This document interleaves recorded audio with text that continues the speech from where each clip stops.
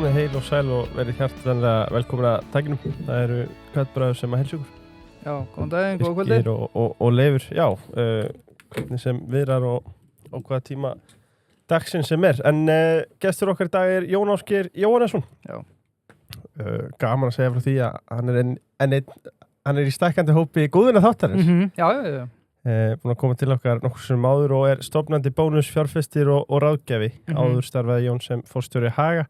Í dag er Jón Ásgeir stjórnarformaður Skeljar fjárfestingafélags og jafnframt meirihluta eigandi. Vertu hjartanlega velkomin. Takk fyrir það.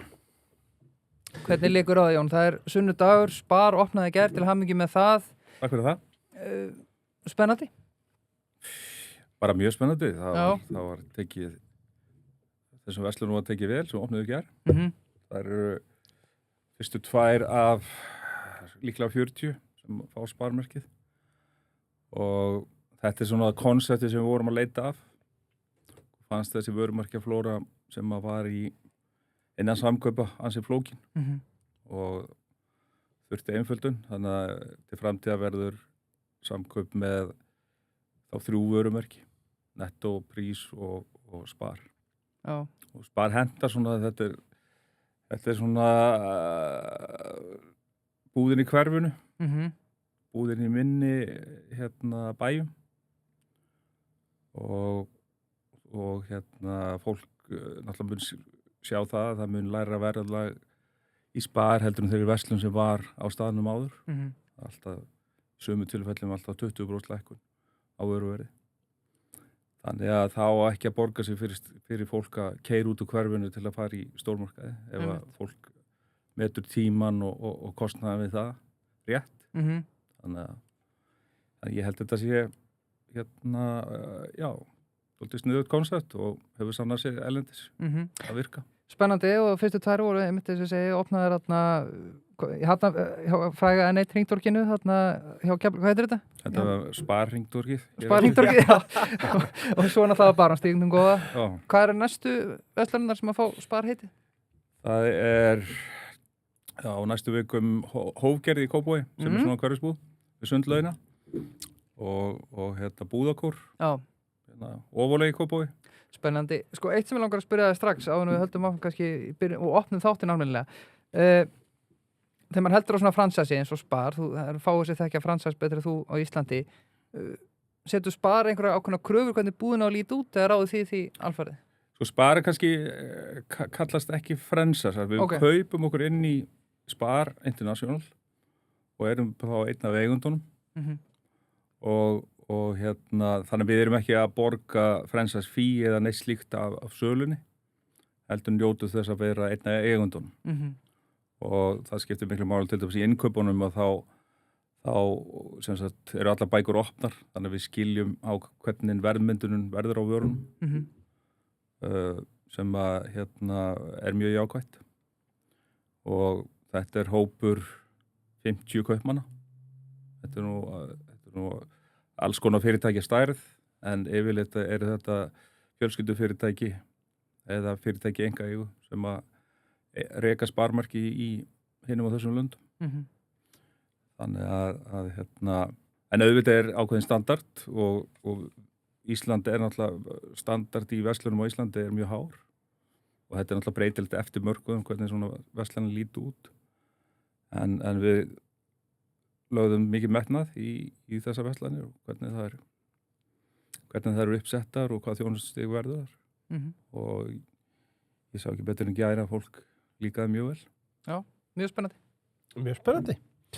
Félagi komum betur en á það eftir. Já, það er bara mjög líklegt en við ætlum aðeins að fara okkur í íþróttirnar, HM auðvitað og næsta leiti og Jón, við erum með lítinn glaðning fyrir þig. Já. Það er happatreyja. Þú ert að koma einn á sunnudegi. Já.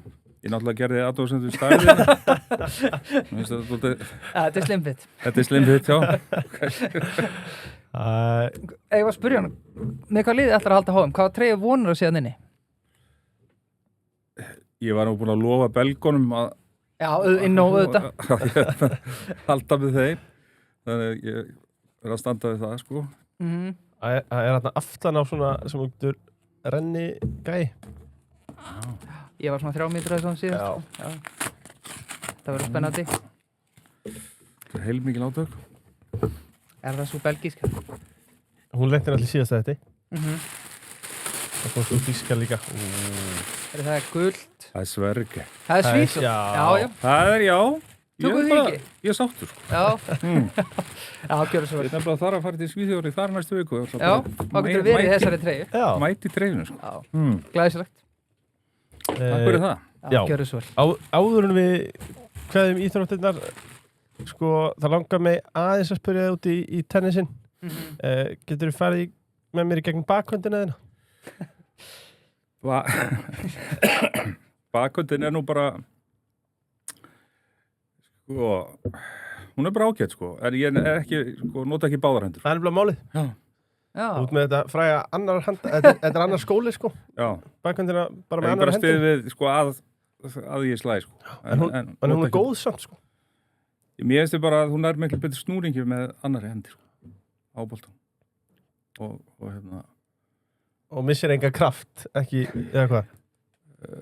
Nei, það verður ekki komið sér. Ég vissi ekki, sko, ná tökum á hinnu, sko, þannig að ég get ekki, hérna, dæmt það, sko, en hérna, mannum finnst bakhöndin, jafnvel starkari hjá mér. Já. Jón, það hljómar að ég fylgist stundum með honum á árundapöllurum í tennishöllinni, sko. Já. Ef tekið eftir þessari bakhönd, sko. Hún er þessi umtalað. Já, þessi umtalað.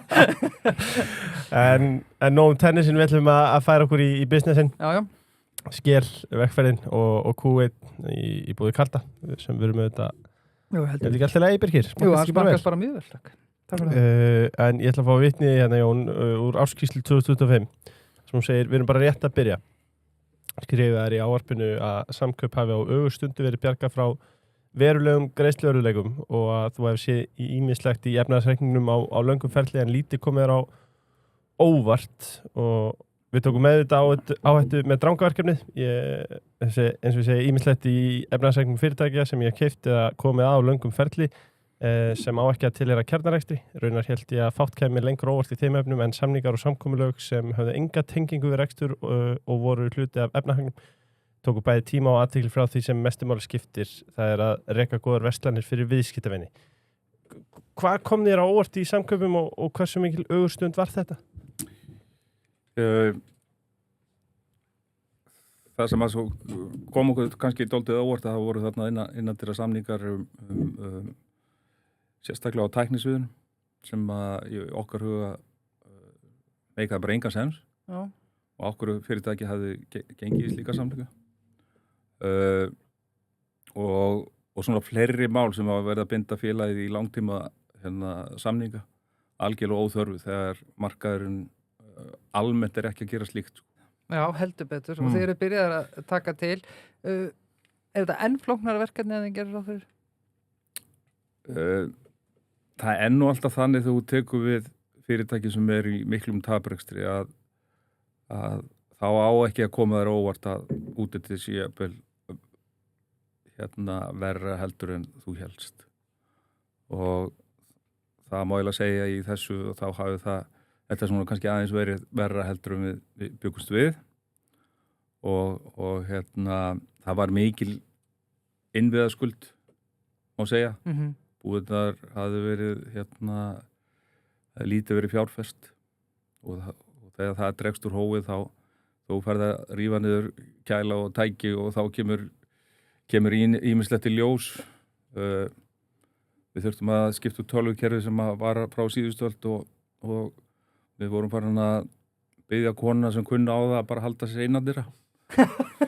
Svo þannig að kerfisávarstaðin var annars slík að það var ein ágættur kona á Akureyri sem að kunna á kerfið sem heitir Concord og var nú borið til grafar í marsmánuði sem betur verið og þannig að það er búið að ganga á ýmsu til að við getum sagt að samkaup sé komið á svo kallað, það er búið að stabilira skipið og nú er bara næstu skrefir að sækja fram og við byrjuðum á því í gær með sparverkefninu og höfum verið að taka búðir í gegn, við erum búin að nánast taka alla búðir á höfuðborgarsvæðinu. Þetta er nettomerkjunu í gegn og við erum byrjar á landsbyggðinni og viðtökurnar eru mjög góða við þeim breytingum sem við erum að gera. Já, sko, mér langar að spyrja það því að þú ert alvöru retail genius og nördi á sama tíma. Sko, þegar þú varst að ákveða að fara þarna inn eða varst að íhuga, þú labbaðir inn í, tökum bara svo dæmi, labbaðir inn í nettoverslanir. Hvað fannst þér vanta þar? Já, það vantaði bara svona í mínum huga að ramma inn konseptið fyrir hvað stóð Netto og síðan var bara svona eins og ég kalla housekeeping ekki í lagi. Þú rekur ekki maturverslun með sprungna perur og skítu gólf og starfsfólki í slitnum búningum og svo framvegis sko. Nei. Þannig að það er svona þessi 30-40 ætema listi sem ég finnst að vera algjör key að séu uppfylltur. Það er svona, það vantaði mikið upp á það. Þá hugsa maður líka kannski ef þetta er svona, ef fronturinn er svona, hvernig er þetta þá bak við tjöldin? Jú, það er oft sagt að þú skoða maturverslun, byrjaði að skoða lagerinn, þá veistu hvernig reksturinn er sko.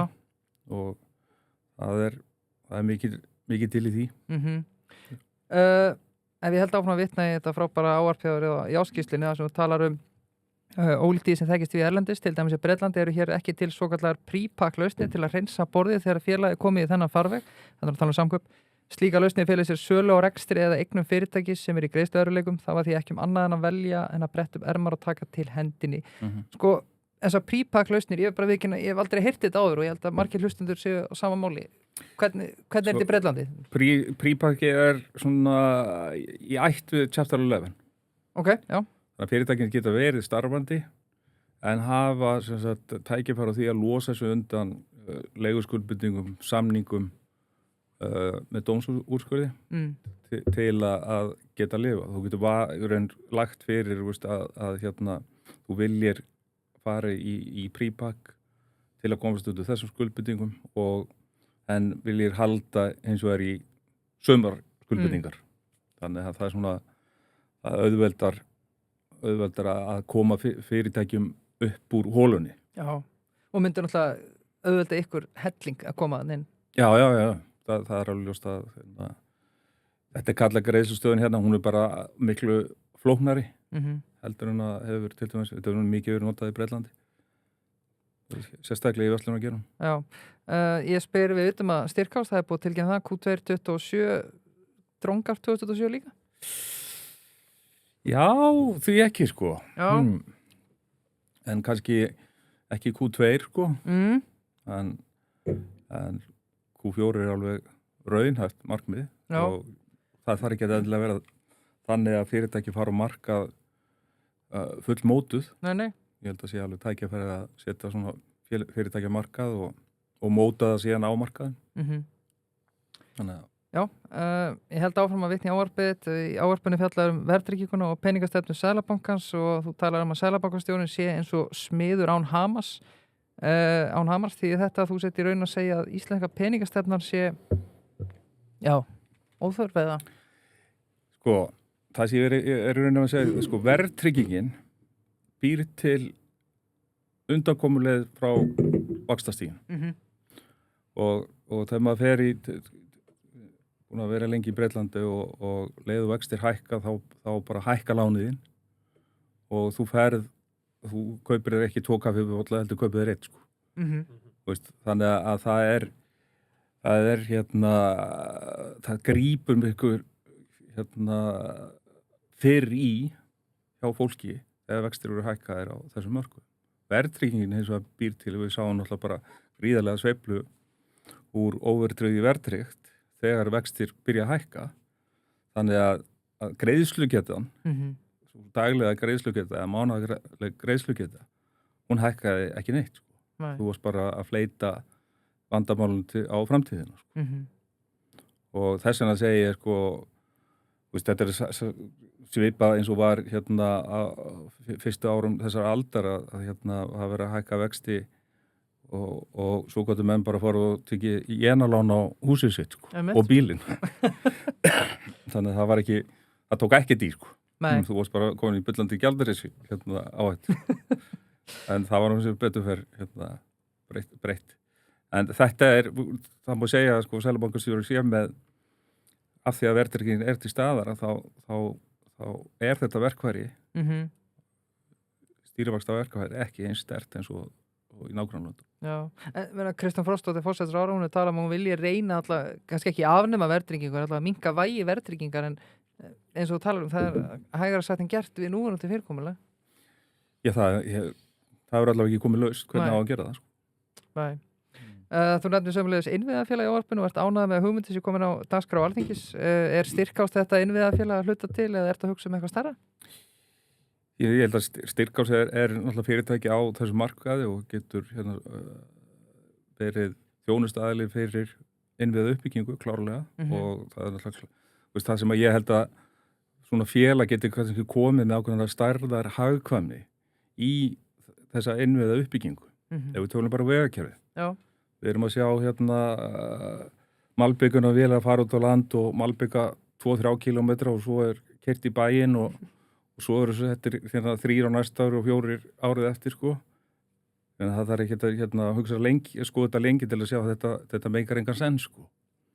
Ef við myndum bara að byrja að tvöfalda allar leiðir út úr Reykjavík og svo bara halda áfram hringinn í kringum landið með stórar vélar og bara fjármagn til að klára verkefnið, þá þetta spara alveg ótrúlega upphæðir. Þess að vonast maður til að svona innviðafélag bara haldi áfram þegar búið bóra einn göng og þá bara farið næstu göng og það ekki verið að pakka saman bórun sendlu landi og þekkingin farin og svo þarf að byrja öllu upp á nýtt sko. Já, og ekki bara fá fjárfesta til að leyfa þeim að fjármagna þetta? Eða lífeyrissjóðum og einkageiran lífeyrissjóðskerfi og jafnvel erlenda fjárfesta sem eru kom ekki bara með pening heldur þekkingu líka sko. Ásgeir Eikver góðu vinn okkar allar, hann mætti okkar til að byrja náms og stóð segja eins og hetja, aldrei mætti hlaðvarp ára þar sem maður hafði fæðst í hlaðvarpi. Þið náttúrulega, það var bara svo gaman að fylgjast með og reykja þetta lið fyrir lið. Þetta var ótrúlegt. Við hefum getað lappað út. Já, eins og í mörgum þáttum. Þið náttúrulega eðlilega eru með, eins og við tölum Ásgeir, þið eru með svona 2 uppgjör ári og svo bara svona ákveðið memo sem fylgir í Q1 og Q3. Það var memo eftir náttúrulega fyrsta ásvöring 26, þá voru bæði Styrkás og Drangar undir áætlun. Það engin tilviljun að þið séu að reporta markaðin cirka 2 árið, þetta er long game sem þið eru í. Jú, það er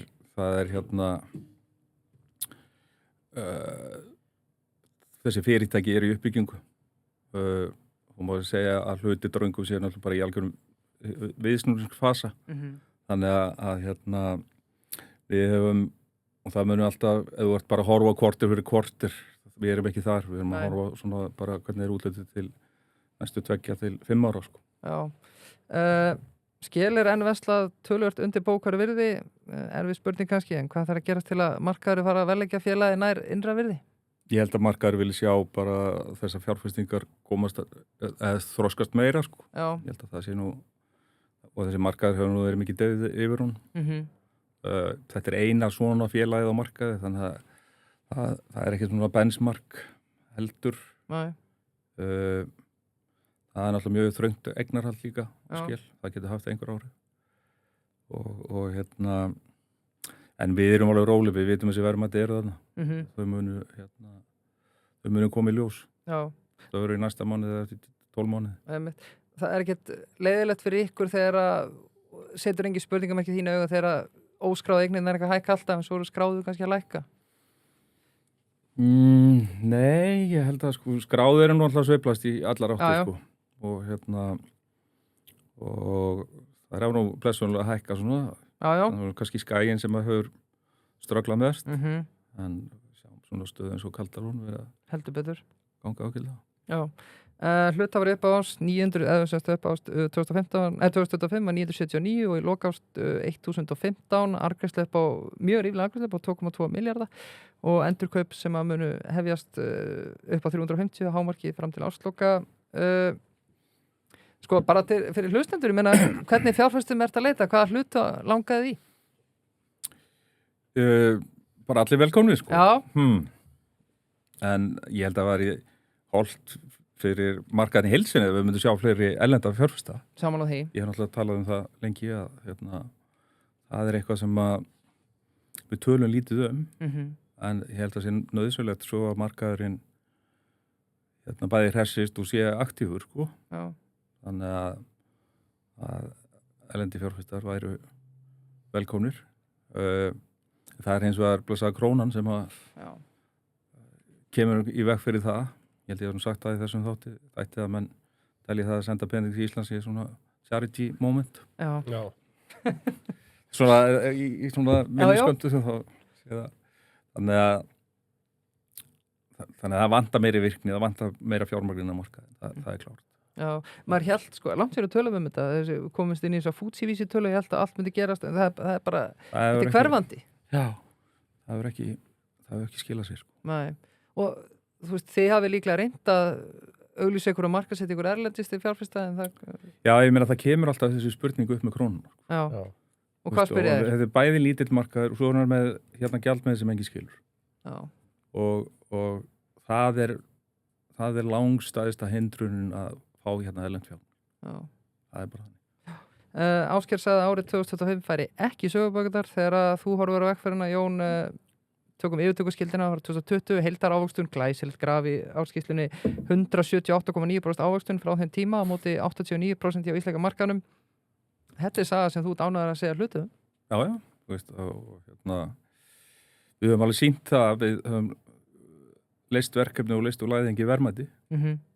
Þannig að sú saga er alveg til fyrirmyndar. Ein áður en ég hleypi leyfi næsta sem ég undirbjó fyrir þáttinn. Þegar þú horfir yfir sviðið, frá því að tókst við skil sem stjórnarformaður og bjóst til þetta félag. Hvaða ákvörðun sérðu mest eftir? Hvaða ákvörðun sérðu mest eftir? Já. Ég veit það ekki, sko. Kannski við náttúrulega buðum í fyrirtækjum og náðum ekki að klára yfirtökuna. Nei. Það hefði margt verið auðveldara hefði það klára, sko. En það var svona sem ekki ákvörðun sem að við réðum við, sko. En svona mestu leyti hef ég ekki verið miklu eftirsjá í fjárfestingum sem við höfum farið í, sko. Nei, þú hefur bara gengið jafnvel enn betur en að bjóst við? Já, það má segja það. Flest hafa nú rann upp eins og maður vildi, sko. Já, það er frábært. Þannig að vera. Varst þú með eitthvað sem getur bendið á það? Nei, ekki þannig. Mér finnst það allt frábært, sko. Ég er búin að hluta það frá day one, sko. Ég er skellir það. En ég held kannski að vera eitthvað. Það er alltaf eitthvað, en kannski ekkert. Jú, veistu, kannski hefur menn átt að nýta það, þegar þú eru tækifæri kannski að ná í fjármagn, meira fjármagn og stækka félagi. Já. Þannig að það er svona, það er ágætt að vera vitur eftir á því, sko. Já, komast fyrir inn í samkaup, það var kannski ekki hægt, ég veit það ekki. Við reyndum. Já, einmitt. Og það bara tókst ekki. Já. Miður. Já. Það hafðist að lókum. Já, gerði það. Við fara okkur yfir í Dranga, áskorandi á smásölumarkanum. Við horfum í ársfjórðung 2026, ala 16,2 milljarðar króna, EBITDA 346, á móti áætlun 558 milljarðar króna, megin hluti afkomu fellur til yfir sumarmánuðina. IT-innleiðingin hefur reynst umfangsmeiri en búist var við. Hvað mun taka langan tíma að rétta þessa skútu almennilega við? Já. Sko við höfum nú sagt að við séum kannski svona 6 mánuðum eftir upp á áætlunni. Ok. 6 til 8 mánuð. Og við erum ennþá þeirri skoðun. Já. Kaldi. Á næstum eru 2 nýjar vörur á leiðinni. Nýr búningur, nýr bjór, ég veit ekki. Er þetta eitthvað allt annað?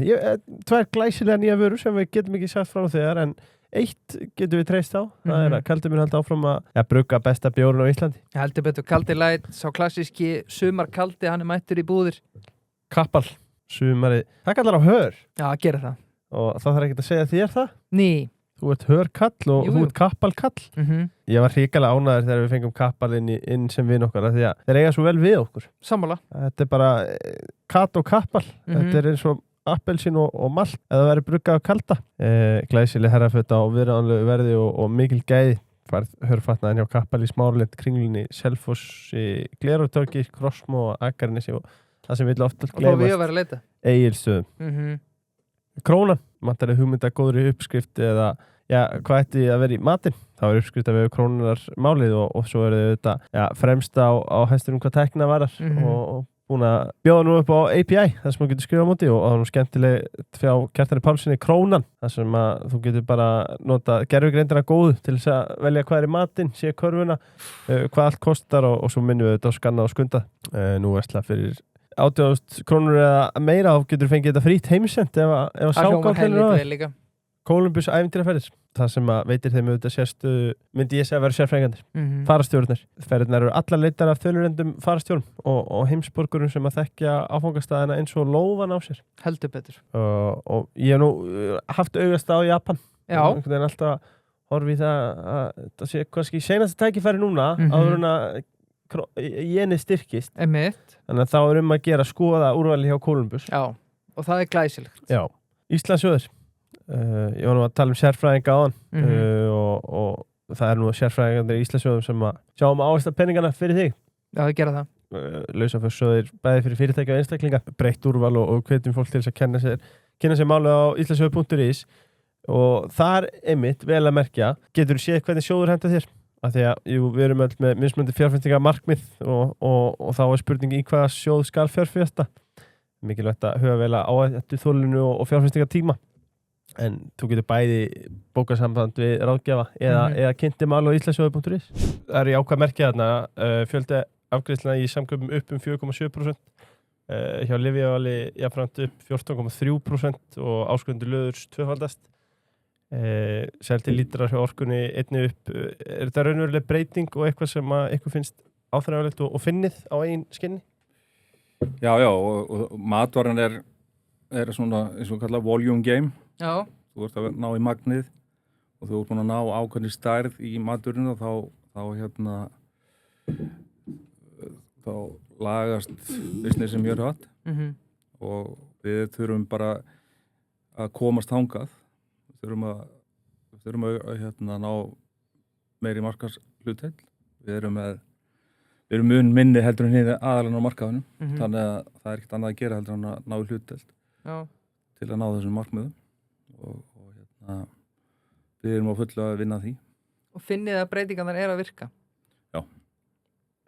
Það er klármerki þess að það sem við erum að breyta og gera er að skila fleiri viðskiptavinnum og þeir kaupa meira í hvert skipti sem koma. Já. Við rættum aðeins í byrjun varandi hvaða var sem kom þér óvart með samkaup. Þið tókur líka helling til í yfirbyggingunni. Er það verk klárað? Það er náttúrulega verkefni sem er alltaf í gangi. Breytingar á mannskap og svo er náttúrulega bara tæknin að koma mjög miklu afli inn í verslunarfyrirtæki. AI er að almennt talið að það muni fækka í back of house, eins og kallað, svona 30%. Já. Í verslunarfyrirtæki. Þannig að ég held að verði svona svipað upp á teiningnum á Íslandi. Já. Hver er tímaraminn þar? Já, næstu 24 mánuðum. 24 mánuðum. Þetta er sturlað. Við þurfum að halda áfram að hlaða bókalegur. Nei, það er bara þetta er ótrúleg. Ég var með hjá Sparmönnum í þar síðustu viku og þar sem öll löndi komið saman og voru að fara yfir til dæmis þær breytingar sem að fyrirtækin eru gangi gegnum með AI og hvað svo tæknir að leysa hólmið og það er náttúrulega bara með ólíkindum. Hvað er þetta helst sem að gervigreind er að fara að replacea í retail? Það er náttúrulega fjármálasvið, það er náttúrulega mikið að kontróla að vöru sem er að koma inn og það sem hefur komið inn á réttu verðum og allt það. Spá með pantanir og það gerir ekki bara að það sé fljótlega að spá, heldur verða spánar betri og það þýðir að búðirnar verða betri og það er að vöruna til og á réttum tíma. Þannig að það er líka tækifæri að það skapa tækifæri auka sölu. Þannig að þetta kemur mjög víða við og öll aðfangakeðjan og allt það. Þannig að mjög spennandi tímar í þessu. Við rættum þetta nú við Heiðar í síðasta þætti. Hann talaði um að við myndum nú finna ykkur önnur störf fyrir þetta fólk sem er að tapa þessum störfum sammála því? Já, einhverju leyti. Það var alltaf verið spáð þegar koma miklar tækni byltingar að þá fækki störfum, það svona fyrsta spáin og það var ekki gengið eftir hingað til en það athyglisvert að sjá svona stóru spámennina í tækninni eins og Musk, spá því að borgaralaun verði eitthvað sem verið tekin upp á innan skams í mörgum stöðum sem manni finnst nú ekki svona spennandi staða sko en það vissulega að verða við sjáum nú bara gríðarlegu fjárfestingu hjá tæknifyrirtækjum $650 billjónir á þessu ári í að fjárfesti í AI og náttúrulega stór hluta því í gagnavörum og einhver þarf að byggja sér í gagnavör og einhver þarf að byggja tölvurnar og allt í kringum þetta sko. Þannig að það kannski að myndast önnur störf. Þú ert aðeins eldri við, bara aðeins sko, Það ekki að sjá. Nei, það ekki að sjá ekki að allavega komin í sænsku treyna Þegar interneti kom, þá hélt fólk að þetta bara einhver bóla og hvað, þetta verður að taka sinn tíma heldur að þetta sé að einhverju allt annari stærra gráðu það? Já, sko það verður sjaldan komið svona vaxi svona hratt það var einmitt að ég sá það að þegar Bandaríkjamenn ákveða að fara með senda manna á tunglið að það var þá stærsta fjárfesting sem hefði verið farið í út af einstöku verkefni einstöku kategóri verkefni og það framreiknað $220 billjónir sem að það kostaði það verkefni að koma kallinum á tunglið og það sem er verið að fjárfesta á þessu ári bara í AI eru 650 og þegar þú skoðar sko hvernig internetið þróaðist yfir mikinn fjölda ára það sem hefur gerst með AI í raun bara á 3 árum með ólíkindum það bara hockey stick, bara beint upp sko. Þannig að þetta að gerast miklu hraðar heldur önnur tækni eins og internetið sín tíma.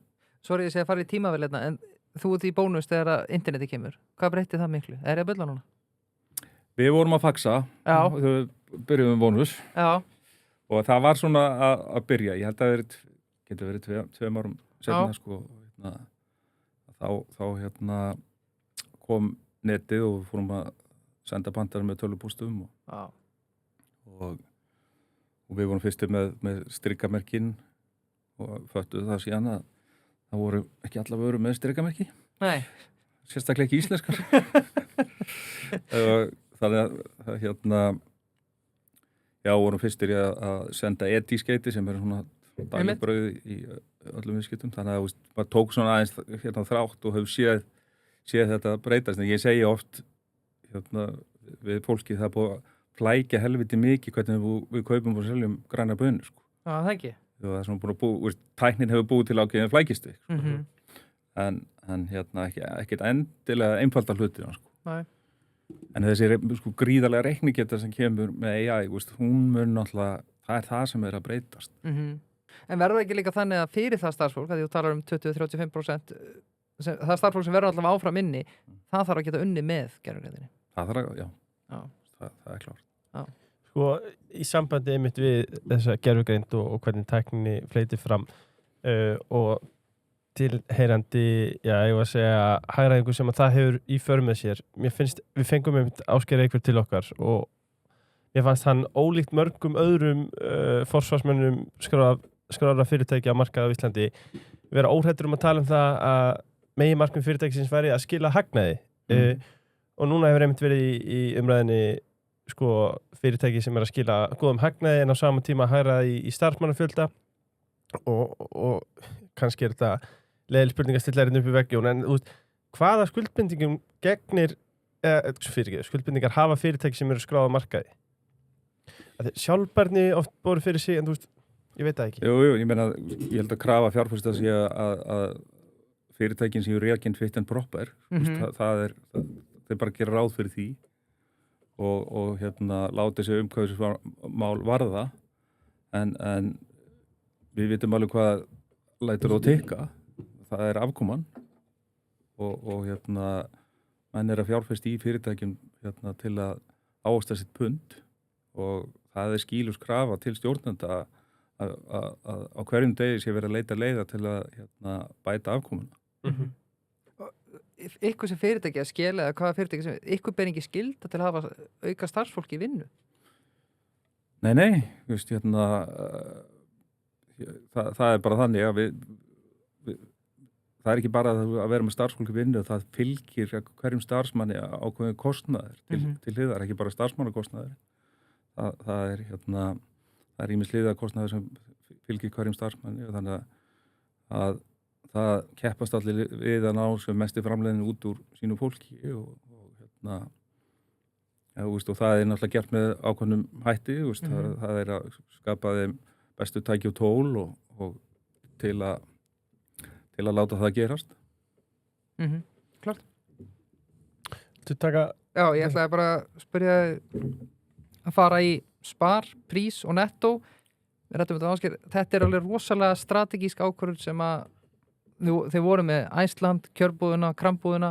Okkur endiði með þessi 3 logo, frekar en að hafa þið færri eða fleiri? Eða merki, vörumerki?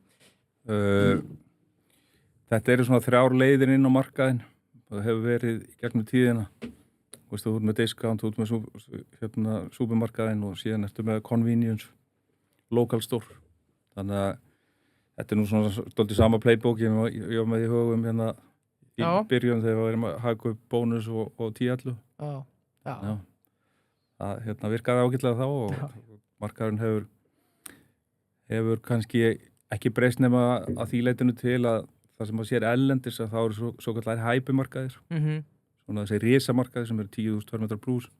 Þeir eru svona frekar á undanhaldi. Já, sko ég bý nú í Salahverfinu og maður hafði verið á Eyðey í mörg ár og svo sá maður að Netto var búið að lengja opnunartímann í 11:30 og maður sagði, Jón Ásgeir má taka þarna við. Þú elskar að hafa langa opnunartíma. Ég meina það er eitt af þjónustum sem þú getur veitt. Ég meina þú getur ekki alls þar keppt á verðum. Nei. Þá þarf að keppa á einhverju öðru og það er mikil þjónust að það var búðir opna lengi og fólk kann að og líka opna fyrir, við erum líka opna fyrir þannig að fólk getur farið í verslanum okkar áður að fer til dæmis í skólan með krakkarna og komið við og keypt það sem við vantar upp á. Var ekki líka, ég heldur rétt að síðast að þetta frekar í tveggjana dali að eins og til dæmis þegar þú ákvæmst að gera þetta í hagkaupum að það sem gerist náttúrulega er að út með svona rúman opnunartíma þá ert ekki að pæla í hvort sé opið eða lokað, þú bara veist að það er opið. Já, hagkaup þóttu mjög djart á sínum tíma þegar við opnum hagkaup í Skeifunni. Já. Þóttu algjörlega galið og það líka kemur bara annar kunnahópur sem vill bara út af sinni vinnu vesla seint eða út af einhverjum öðrum ástæðum. Vesla þegar er rólegra og það sem gerist að við sáum á þeim tíma ótrúlega sölu miðjanætu bara á fatnaði og svona sérvörur. Það er ótrúlegt. Já. Þannig að hún er ennþá opinn 24/7 og ég held að það sé vegna þess að það sé ennþá virka. Já. Ein áður hverjum smásöluna að því við vorum einnig að tala gervigreindina og annað slíkt að við sáum einhverja bylgju fara að stað þar sem að þetta voru bara fullkomlega starfsmannlausar búðir, allavega enginn í afgreiðslunni. Er það eitthvað sem að er bara ekki fýsilegt vegna stulds eða? Jú, það er nú ýmislegt í þróun í þessum efnum. Já. Og þannig að kem ekki óvart að eitthvað slíkt myndi sjást fyrir en setna. Já, jafnvel hjá þér. Ég segi ekki með Þetta er að við viljum heyra kaupa 25 fasteignum 22.000 fermetrar fyrir 7,3 milljarða króna. Það var 1,7 greitt með hlutafé til KSK. Stjórn Dranga sækir einnig heimild til að auka hlutafé alltaf 500 milljónir króna nafnverði. Akkur farið ákveða að fara í þessi kaupa fasteignum? Það er þannig að mikið af þessum fasteignum eru fasteignir sem við erum að fara að bæta þessa búðir og byggja þær upp sem rekstrareiningar og þá getur það verið mjög sniðugt að eiga fasteignina í leið af því þá eigum við þá verðmæta aukninguna sjálf í þessu húsnæði heldur að deila því með kannski leigusamlum sem er að leggja takmarkað fram. Já, þú varst nú á forsíðu RÚV í vikunni þar sem þú varst nú að já, mitt fólk í Bolungarvík, það var ekki ánægt með þig. Búin að loka búlinni þar. Já. Hvar á þetta fólk að vesla mjólkinni sína? Það er náttúrulega stóran hluta að vesla á Ísafirði. Þannig að það bara og mun verða þannig að sumar smærri verslanir mun ekki mun ekki passa inn í okkar kerfi þar sem geta ekki verið netto, geta ekki verið prís og geta ekki verið spar og við ætlum nú að reyna að koma þessum búðum í svo kallar fransaskerfi þar að segja að lokal eða fólki sem býr á staðinu getur rekið sína verslun með stuðningi frá okkur þar að segja haft aðgang á vöruhúsinu okkar og keypt af byrgjónum okkar. Já. Og þetta til dæmis í Noregi og Svíþjóð þetta mikið notað sérstaklega í minni bæjum að fólk tekur verslanir í fransas fólk og fjölskyldur reka svona búðir og einhvern veginn ná þá líka betra sambandi við fólki sem býr á staðinu og vakir meiri yfir. Já, en þetta sama, þá spyr ég bara í sama leið og spyr það fyrir korteri síðan, ég meina ykkur ber ekki ábyrgð til að reka verslun sem ekki með tapi? Nei, það ekki ekki síðan fyrir sig? Nei, það ekki stefna okkar, við sjáum náttúrulega það einhverjum búðir sem bara við teljum ekki eigi séns í okkar höndum og þá munum við bjóða fólki í það sem þessar verslanir eru, það vil ég reka á sinn reikning. Sáuð þið valjú, við rættum þetta aðeins við Ásgeir, sáuð þið valjú í, þetta er rosalega dreift netið verslanir hjá samköpum sem þið tókuð yfir og þeir eru bara nánast á hverju einasta sveitafélag á landinu. Er það gott eða slæmt? Það er mjög gott. Já. Af því það er ákveðin auka þjónusta sem við getum sett á búðurnar sem muni skapa tækifæri.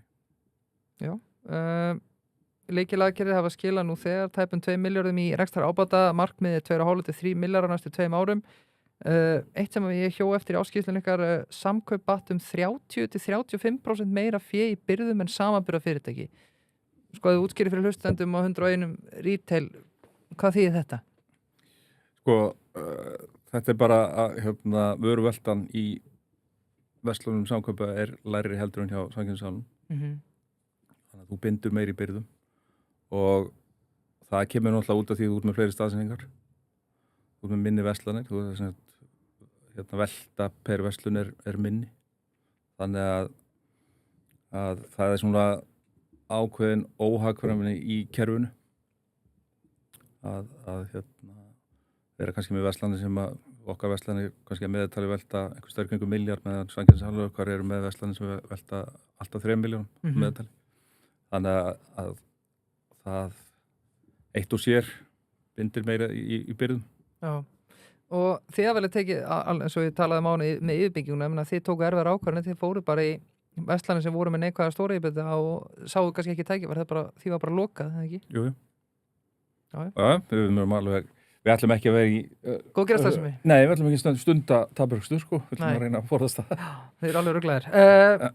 Ef maður spyrir þessi 3 risar, náttúrulega Hagar, Festi og svo Drangar, hvað er að staðsetja Dranga þegar þið eru komin á sama stall? Hvernig ætlið að vera öðruvísi en hinn 2 fyrirtæki?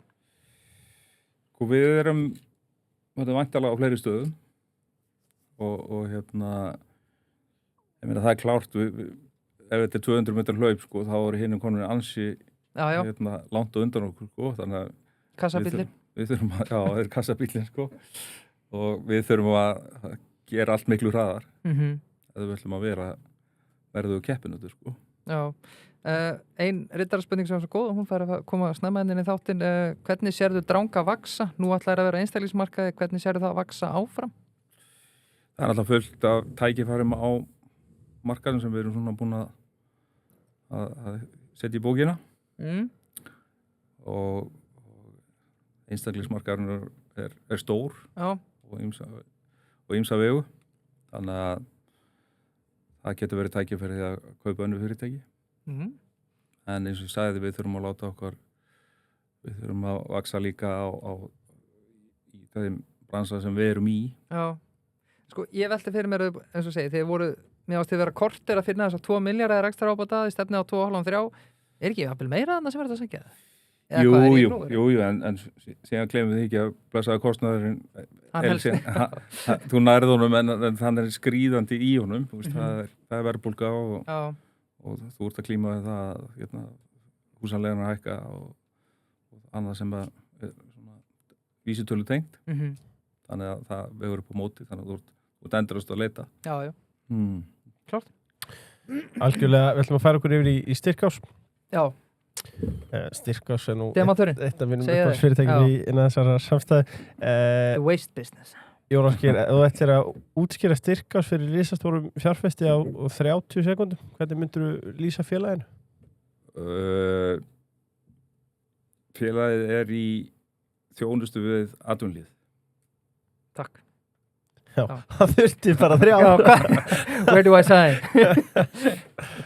Já Q1 2026 EBIT 406 miljónir króna 63 miljónum undir áætlun vegna hliðrunar tækjaafhendinga á milli ársfjórðunga stjórnin segjast ekki breyta ársáætlun Skelseldu þetta hlut í Styrkás til fagfjárfesta á 25,5 krónur á hlut í lok fyrsta ársfjórðungs og á nú 31,6% það eru það byrja 9,8 miljardar í bókunum endur fjármögnun samstöðan er einnig að ljúka á næstu vikum Styrkás komið í skráningaform? Það nálgast það hratt og ég held að markmiðin skráningu mun nást og ég held að Styrkás sem fyrirtæki sé að sanna sig og hvernig þessar einingar geta unnið saman og veitt saman þjónustu fyrir atvinnulíf og þannig að það er svona myndin er að verða dálítið fullmáluð. Já, sko að því að þú ert retail snillingur, finnst þér þetta jafn spennandi? Þetta er ekki alveg með snillingin, en ég er í retail. Já, mér finnst þetta alveg spennandi. Mér finnst bara gaman að byggja fyrirtæki. Það er það sem að mér finnst svona skemmtilegast að gera, sjá eitthvað gerast og Styrkásvegferðin hefur verið einstaklega vel heppnuð og við sáum þetta tækifæri á markaðunum og við förum stundum í bókina sem við gerðum þegar við fórum í yfirtökutilboði og þá má ég að segja sko hvað bara það sem við ætlum að gera úr Skeljungi þá sem er þá Heilsalan að það hefur gengið einna best eftir og skilað mun meira heldur en við reiknuðum með. Og fara þá með orkuna á neytendamarkað og vera með Skeljungin Já, þetta verið til fyrir. Og svo var það sem gerðist kannski eftir að tilkynningi komið út að það voru Gallon fór aftur inn í Skeljung. Það er það sem hefur breyst. En það er bara mjög skemmtilega vegferð og hún er rétt að byrja sko. Já, sko Gallon, ég er búin að lesa þetta, ég er búin að lesa allar eitthvað áskýrslur og öll eitthvað uppgjör og ég veit eiginlega ekki ennþá hvað þeir gera, þetta er ekki eitthvað, geim eitthvað bensín eða eitthvað. Þetta eru svona besta að sjá umsvið Gallon þegar að kíkja bara á örfuserina. Já, ok. Það sem tankarnir eru. Já.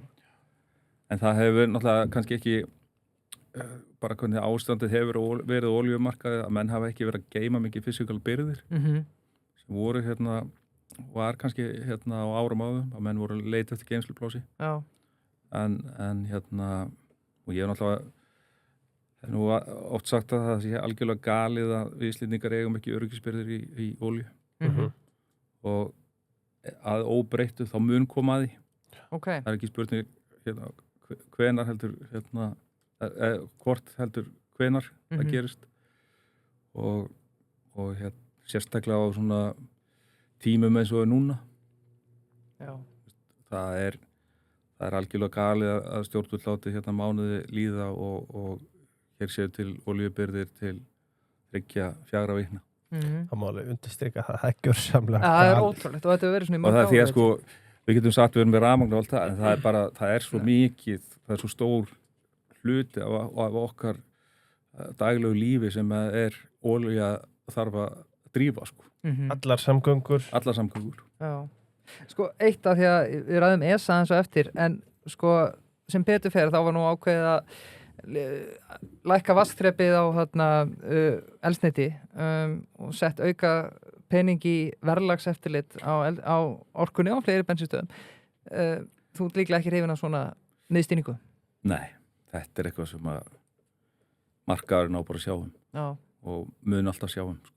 Það þarf ekki að taka upp verðlagsstofnun ríkisins aftur. Sko. Nei. Þetta bara þvæla. Sko. Hörf til að bara gamla tíma sem að... Já, þetta bara eitthvað statsímál, sko. Já, þetta var flottur blaðamannafundur. Kaupa hreinsitækni sem að velta 5,4 milljörðum og falla EBITDA upp á 1,2. Hildaverði tæpi 10, þetta fjórða kjarnansi. Hvernig passar hreinsitækni inn í samstæðuna? Og hvað hreinsitækni? Já, sko, þið sjáum nú hreinsitækni bílana að vera að hreinsa götur og í alls konar þjónustu, varandi lagnir og fleira. Og hreinsitækni eru bara mjög sniðugkaup. Ég held að það falli mjög vel að styrka ás. Það sé hægt að vinna mikið með það konsept að koma alls konar hreinsun í áskrift hjá fyrirtækjum. Þannig að þú þurfi ekki að hafa áhyggjur af því. Þú þurfi ekki að vera að ringja þú vilt alltaf hreinsa planið. Það bara mánaðar áskrift og það bara komið og planið hreinsað og þú þurfi ekki að hafa áhyggjur af þessu. Þannig að ég held að það séu mörg tækifæri í þessu félagum. Við höfum hort á það í ansi langan tíma, sko. Já, þannig að fólk getur heyrt í þér að það vil láta hreinsa planið sitt. Það símir alltaf opinn, alls konar. Já, þetta mjög spennandi.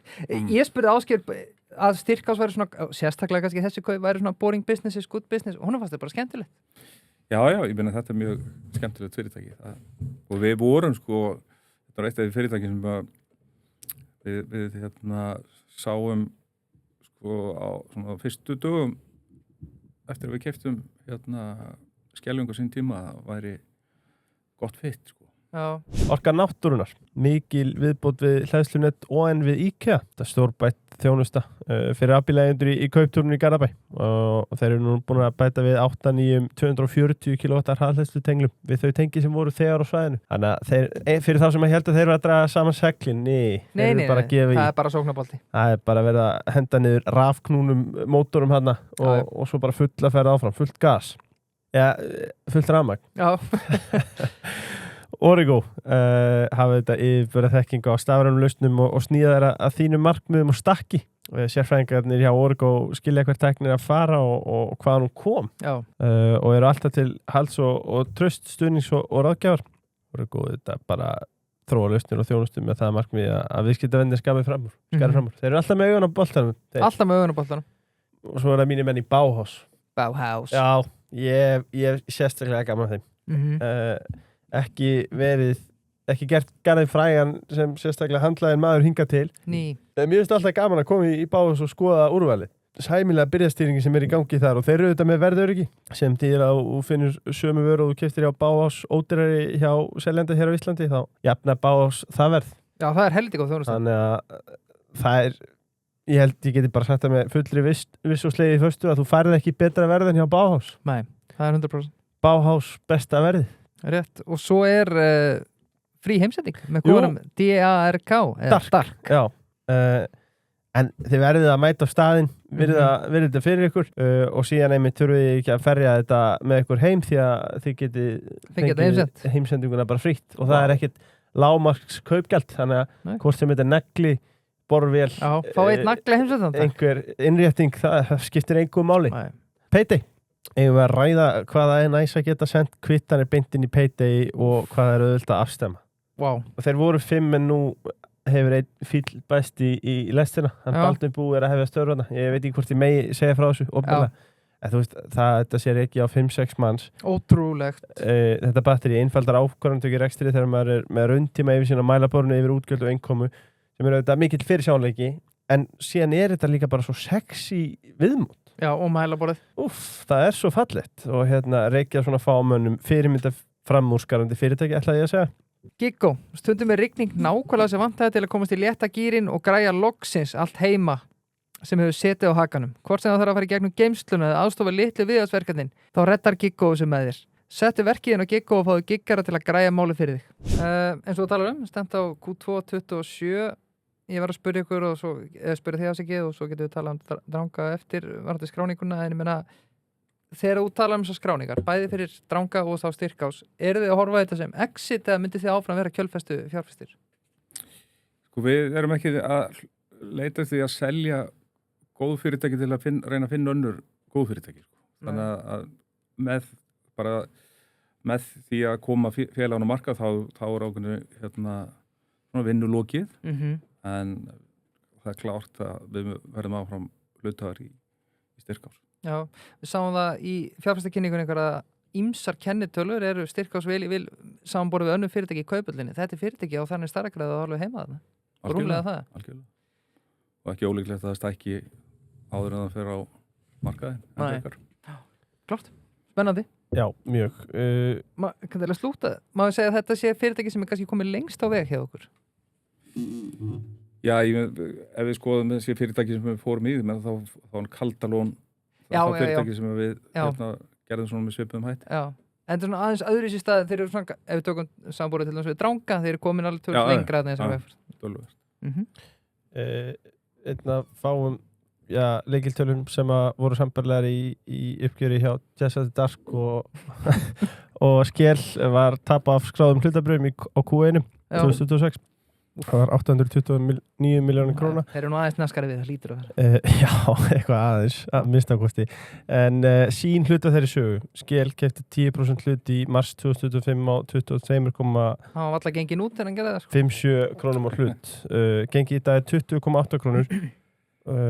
Akkur ákvaðuð að fara að inn? Við sáum bara ákveðið tækifæri í þessu félagi. Það vill nú til að við þekkjum hansi vel til félagsinn og þeirra svona einingar sem eru þar inni og ég held að já, það verður nú komið í ljós hvað við vorum akkurat að hugsa en eða ekki þannig að við keyptum þessa fjárfestingu með ákveðið í huga það er ljóst. Þú þekkir þetta félag ágætlega? Jú, ég er náttúrulega búin að vera lengi í bransanum, þannig kynnist nánast öllum félögum á landinu og á sínum tíma áttu við Vodafone og einingarna sem kom úr 365 og þannig að við þekkjum svona nokkuð til og ég held að fyrirtæki sé alveg réttir í veg. Já. Ég held að sé sniðugt að reyna að fókusa. Selja fjölmiðlahlutann til Símans. Já, þið töluðu fyrir því. Þetta er svona flóknasta minnsta fyrirtæki sem getur farið inn í, sko. Já.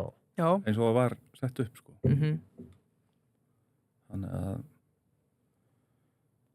Þannig að já. Ertu eitthvað farin að sjá eftir þessu eða? Nei. Auðvitað hefði maður viljað sjá bréfina eitthvað og allt það en til dæmis það sem við búið að kynna að verða að selja fjölmiðlana af því það þarf virkilega að bara svo fjölmiðla haldist lifandi á Íslandi þá þurfa menn að sameinast og til að geta keppt til dæmis bara við RÚV.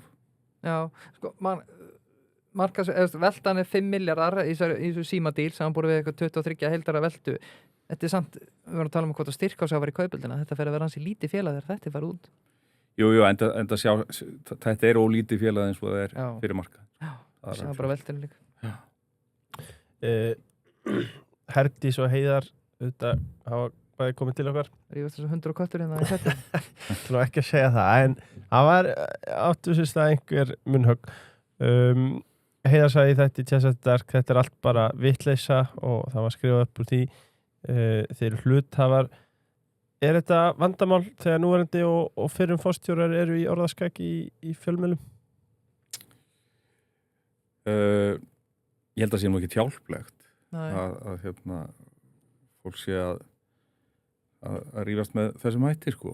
En það er greinilega finnst núverandi forstjóra eitthvað hafa verið illa gert og það er svo sem ekkert nýtt að slíkt gerist. Nei. Menn bendi á fyrirverandi stjórnendur. Já, en Herdís talaði þessi kaup árið 2017 sem að þú þekki nú ágætlega.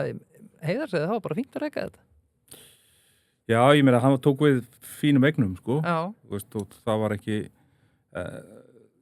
ekki endilega því að kenna að eininga voru í fínum rekstur og það var sannarlega þannig að þannig fóru þau inn í sín, en kannski glutræðast eitthvað annað niður með að menn voru að fókusa að taka við þessum eignum, sko. Og ég held að símahlutin hafi söpförað og það er alveg, maður sér það alveg á tölunum að á sínum tíma þegar þetta félag kaupir 365 eignunar, þá í raun símahluti 365 sem var umtalsverður, 30.000 áskriftir, að það í raun glutrast alveg niður. Já. Og hverjum það er að kenna get ég ekki skýrt, en það er dálítið slæmt. Sín er að skila milljarði fyrir skatt 2016 ef ég man rétt. Það kaupi fyrirtæki á næstu 10 milljarða og skilar engu eftir skatt. Það er eitthvað sem bara fór úr böndunum. Og ég ætla ekki að benda inn áttir, en það er það augljósa. Já, sko þegar þið fóruð inn og þetta var tilkynnt og eignust 10% hluti í félaginu, þá horfðu menn í að þetta væri einhver vegferð til dranga, fara meira á einstaklingsmarkað? Það hefur svo sem ekkert verið tilkynnt hvað við sjáum í þessu. Nei. Verður að bíða betri tíma. Já. Sjáum að það virðist vera stemning allavega á smásölumarkaðinu fyrir Vildaklúbbi. Já. Það er einhverjir að skoða það. Væri þetta gott að geta verslað í Spar og fengið upp í skrifstofuhúsnæði hjá Kaldarunni. Það var fínt, já. Það væri gott. Rosa krossulár hérna.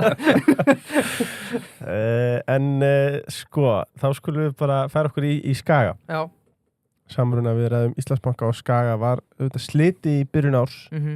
Hluthafa Skaga myndu eiga 15% í sameinuðu félagi, skila á 8,2% hluti í Skaga, andverði 3 milljarða króna rúmlega.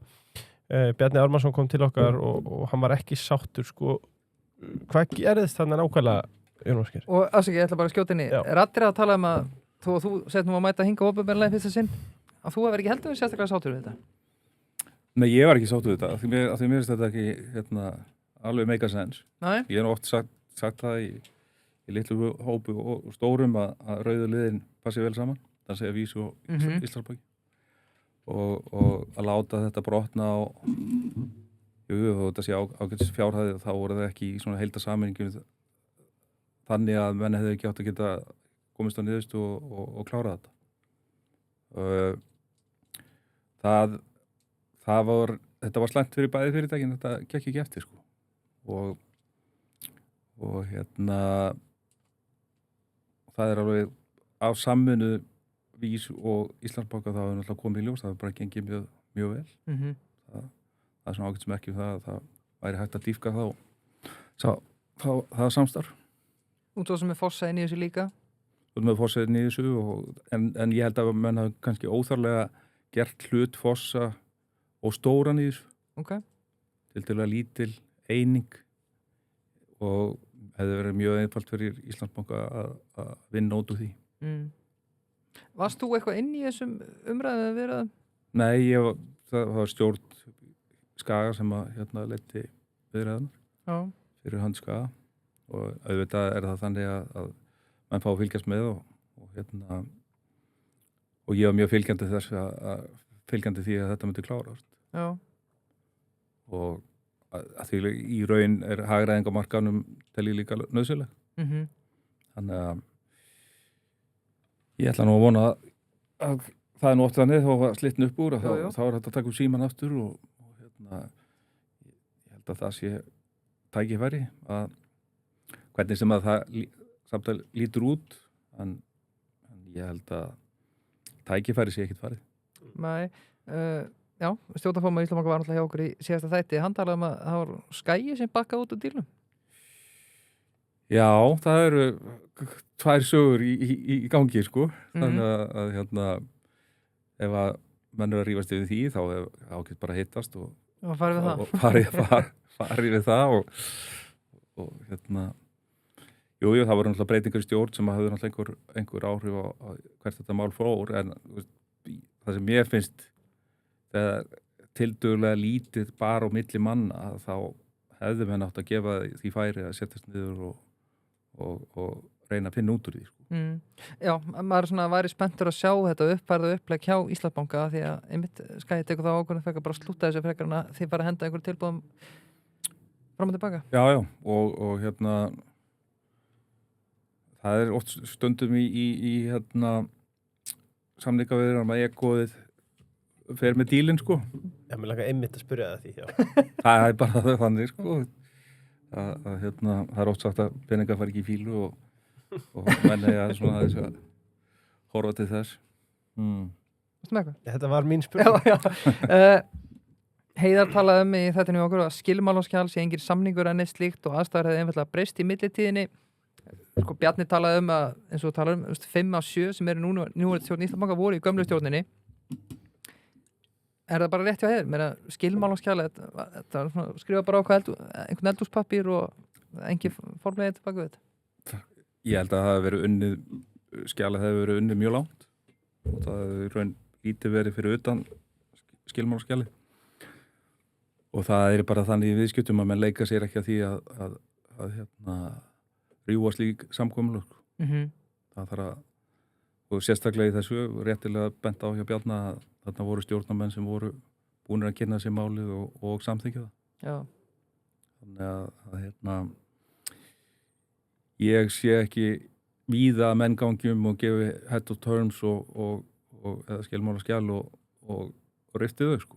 Nei. Og riftið þeim. Það er ekki mjög algengt, sko. En svona miðað við hreyfingarna sem átt sér stað í loka árs DS25 og svo í uppaf árs 26, þetta hefur ekki kannski komið þér á óvart? Það sem komið þér á óvart að menn skildi ekki setjast niður og reyna þá að finna út úr því, sko. Já. Þannig að það held ég að báðir aðilar hafi tapað, sko. Já. Þegar að slúta þessum lið, eru þið fastir inn í Skaga núna? Það er spennandi vegferð framöndan þó að þetta ekki gengið ekki? Ég hef engar áhyggjur á stöðun okkur, sko, í Skaga, sko. Það er mikið tækifæri þar. Já. Við ferum okkur í Kaldárlóni góða þar sem að skila á 15,8% hlut. Er Kaldárlón orðið arðsemistrifið og stefnan að það verði langtíma burðaráðs í arðgreiðslum hjá skil? Ég held að Kaldárlón sé að nálgast á stærð sem að menn töluðu og ég held að Kaldárlón er ekki alltaf það að vera með stæðsta fyrirtæki á markaðunum en vera duglegir að taka til í eignasafninu sínu. Þannig að vera með kannski ekki stæðsta eignasafnið en besta eignasafnið sem ég tel að mörguleiti það sé með í dag en það má ég alltaf bæta og það verður að kaupa fasteignafélag Íslands og það verður að vinna út úr því safni. Þannig að ég held að Kaldárlón eigi mjög mikla möguleika að það verða svona arðgreiðslu fasteignafélag. Sko ég ætla að hrósa, ég ætla að hrósa Jóni líka, ég hef gert það ofta áður. Kaldárlón er afar falleg saga sem að þið bara byggu til nýjan player á markanum og það hefur ekkert, ég hef alltaf ekki séð neitt svona annars slíkt. Nei, það var ákveðið að fara í uppbyggingu á Kaldárlóni. Ég hef nótt sagt að það var ákveðið fasteignafélag hérna í bænum sem var boðið að taka þátt í þessu verkefni sem taka þessa eigna sem við vorum með til sölu og við höfum sett þar inn og fengið bréf í því fasteignafélagi. En þeir sem stjórnaði félagin á þeim tíma höfðu ekki áhuga á því, þannig að því fór sem fór og við stofnuðum bara nýtt félag og sem er orðið ansi burðugt. Já, heldur burður. Og þið verið kjölfesti fjárstæði þarna út í það óundarlega ekki? Ég hef sagt það áður, sko, og okkur finnst þykir mjög vænt Kaldárlón. Já. Og við hefum alltaf sett okkur það að vera í fasteignum. En hvernig ætlaði að keppa við Heima, Reiti og Eik sem eru með margfald fleiri starfsfólk en þið? Margfald. Fleiri starfsfólk en þið? Hvernig náðu sem er svona lítil yfirbingu? Það er það sem að menn keppast við í fasteignafélögum að sérstaklega erlendis að hver starfsmaður er dýr þegar hérna, þú reiknar út virði eigna eða þessi ekstra kostnaður, hver króna er talin til frádráttar ansi oft og þannig að maður sér fasteignafélög hérna, til dæmis í Breitlandi með 400.000 fermetra 5-6 manns að reka þetta. Já. Þannig að en það er alltaf svona galdur í hvernig þú byggir upp safnið, þú vorst að gera það hérna ákveðna aðferðafræði. Talað aðferðafræðina, við rættum þetta Ásgeir sömuleiðis. Eignir séu fallegar eða ekki, hvort þið þjónustu ykkur ákveðnu hlutverki, þið eru bara hérna af cashflow. Já. Það er bara þannig. Klárt. Við erum komin að dálítið skemmtilegum hluta sem er, ég ætla að byrja á okkar manni sem er Tansaníu Krissi. Það er okkar maður. Ég byrjum bara einu opinni, hvað að frétta Tansaníu? Hefur þið eitthvað farið ánga nýverið það? Ég hef ekki farið ánga nýverið, en það er eins og við höfum sagt frá, þá hefur bara verið fullu að setja hérna verksmiðjuna til að vinna kopar og hún á held ég bara innan 8 mánuði þá var hún að vera komin í gang Þetta er náttúrulega ekki stór hluti eignarsamninu og maður á ekki að gera upp á milli barna sína, en er ekki ekstra gaman að fylgjast með þessu? Það sem er náttúrulega bara að gerast á þessu markaði er mjög áhugaverð. Það hvað eru margir bara komnir inn á hana markað. Þeir eru stærstu fyrirtæki í heimi, stærstu einkafjárfestar í heimi, eru komnir til Tansaníu að fjárfesta. Og náttúrulega bara víðar í heiminum, það er dálítið kapphlaup þessa málma. Og þetta efni sem er í jörðu. Og það er ekki bara fyrirtæki og einkafjárfesti, þetta eru orðið sko pólitískt líka. Fyrir lönd setja sér það markmið að komast yfir ákveðið komast yfir þessi efni sem það eru í jörðu. Ekki endilega í þeirra landi. Þannig að Kristinn Már hann er áætlun og rúmlega það? Já, allavega síðast hefur vissi. Já. Hann er bjartsýnismaður. Sem ég held að allir námumenn séu. Það vera Hvetjum hlustendur til að taka þátt 190 með Diddaði mitt. Frábæð þáttur. Já, mjög skemmtileg. Eins og Jónski segir, kópavinnsla á Kapalem Senga á að hefjast 4/26 og kostnaður $5 milljónir. Sko, ég veit ég kannski spyrja síðast, en Tansaníu, myndirðu hvetja fólk til að fara í frí þangað? Tansaníu er alveg ákveðlega fallegt land. Já. Og það er margir komin til Zanzibar sem er eyja fyrir utan Tansaníu. Þannig að og margir farið á Kilimanjaro eða þar í kring. En fallegt land, friðsælt, vinalegt fólk. Þannig að þetta er definitely eitthvað sem Æsland er eftir að skoða. Já, eða út að hlusta búi. Færum okkur til Belgíu í Brussel, sem að mér líður nú persónulega mjög vel. Já, þú er svolítið til Brussel-kall. Ég er Brussel-kall. Q1 náttúrulega, sala niður tæplega 8% með lára 7,5% undir væntingu vegna efnahags óvissu í Belgíu, verkfall á Hás Orkuvers, EBITDA spársins 8-10 milljónir evra. Þú rættir að síðast þú komst til okkar að netverslunum sé kringum 1% af heildarveltu innó og meðan í Evrópu eru 30% viðskipta á netinu. Þar liggja augljós sóknartækifæri 1,5 ár sem við komum síðast. Hvernig hefur þetta gengið innó? Jú, innó hefur alveg fengið mótvind á markaði. Það hefur verið 10 verkföll í lestakerfinu og sem að tók í raun út næstu 30 daga á síðast ári. Þannig að það hefur verið svona challenge en svona í grunninn er þetta skemmtilegt tækifæri vegna þess að innó heldur á í sínu leigusamningum einu bestu fastegnum í smásölu í Belgíu á mjög góðum kjörum og það gefur okkur svona ýmist tækifæri að sem sagt nýta plásið betur í verslunum og það eru mörg slík verkefni í gangi. Það sem sagt nýta okkar plásum með betra hætti en gert í dag. Já. Og jafnvel leigja til annar aðila. Já. Að hluta. Þegar þú kom síðast til okkar, þá var þetta einmitt að þeirri tókuðu yfir inn og þetta var dálítið sambald þegar þeirra tókstu maka sín á sínu tíma 5.000 fermetra og allt það. Eru þið á réttri áætlun með hvað ætlaði að gera með inn? Já, og það er alltaf það sem er að gerast á markaðnum í Norður-Evrópu, það er mikil tækifæri held ég til að sameina krafta. Það er mörg sambarileg fyrirtæki að stærð á evrópskum markaðnum og það er ekki útilokað að einhver slík tækifæri verða nýtt. Er ég að hlusta það rétt að þú ert eiginlega að þú tala líka síðast þessa fasteigni sem er á besta stað í Belgíu, kemur þið greina að fara bara að gera eitthvað allt annað á þessum fasteignum eða? Nei, ég myndi ekki segja það sko, en það er tækifæri fyrir okkur að nýta plássið okkar betur og þar með myndast tækifæri að leigja út frá okkur hluta af plássinu. Belgía og Tanzania tóldi random, er eitthvað rauðu þráður hjá okkur í erlendu eignastefnunni? Nei, það er nú oft eins og gengur að gera í business að koma tækifæri og með skoðu og fara í þau.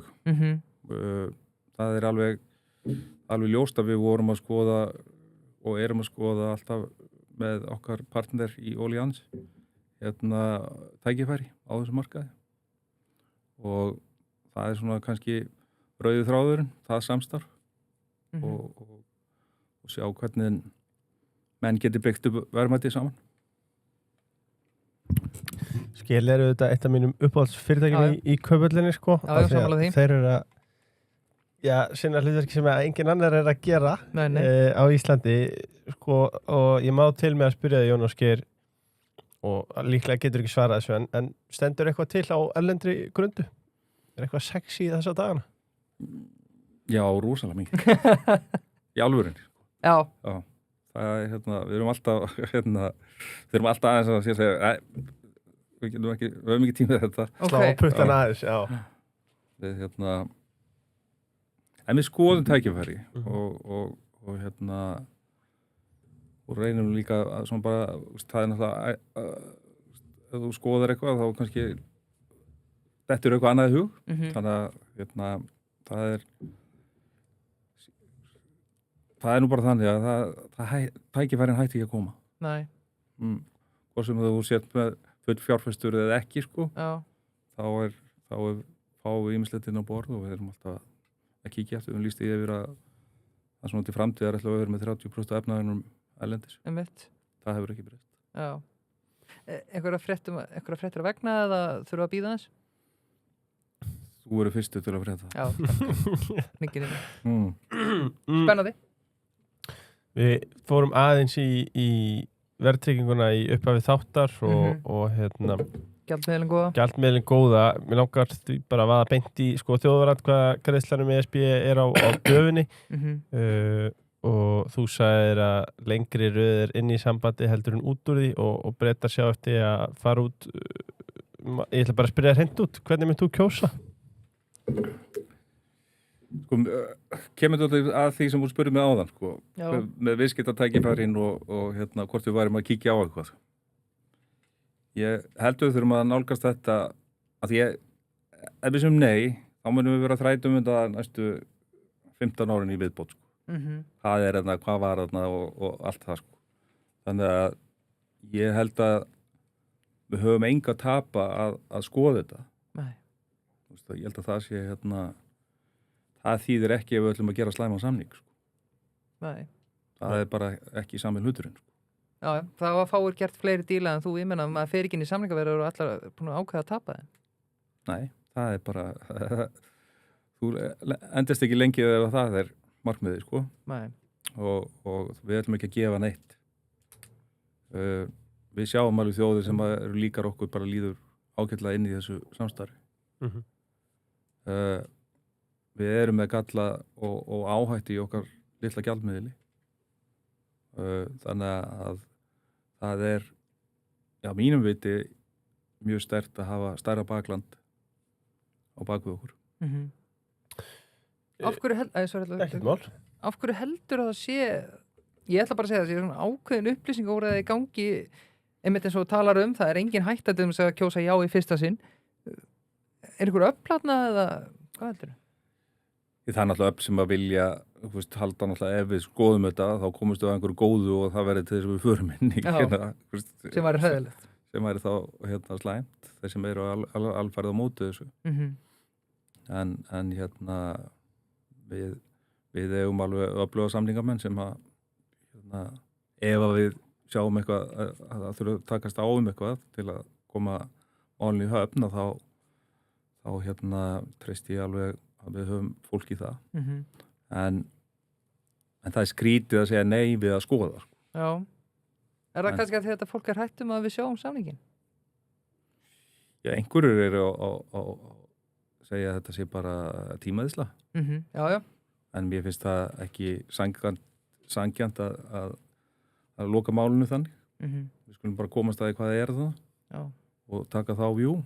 Er þetta eitthvað sem við viljum þá klára eða ekki? Já. Ég held að sé alveg 50-50 líkur að ef við segjum já og við segjum nei við framhaldinu, sko. En við veist allt í lagi að þú skoði forsenduna, sko. Já. Annars verðum við bara að giska, sko, næstu, eins og ég sagði, 10-15 árum, hvað var þarna í raun, sko? Sko var, að þú ert aðeins eldri en nokkrum árum eldri við EES, er þetta ekki bara sambarlegt, eða? Var ekki talað að þá fara allt í landskotans fyrir það? Jú. Og EFTA og allt þetta. Hversu oft búið að segja allt bara... Brennur allt í kaldra kóla hérna? Já, ég meina EFTA samlingur að gerðu þá var sagt að salgildisiðnaðurinn á Íslandi myndi fara í rúst, sko. Fálandi heiminu sem er eins og öflugan innlendar salgildisiðnaður svo Íslandingar.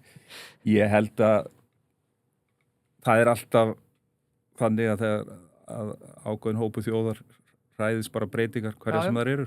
Og það er bara, þannig er það. Sér eitthvað annars, sko, ég veit að þú ert spenntið fyrir upptöku evru, en sér eitthvað annars spennandi við þetta?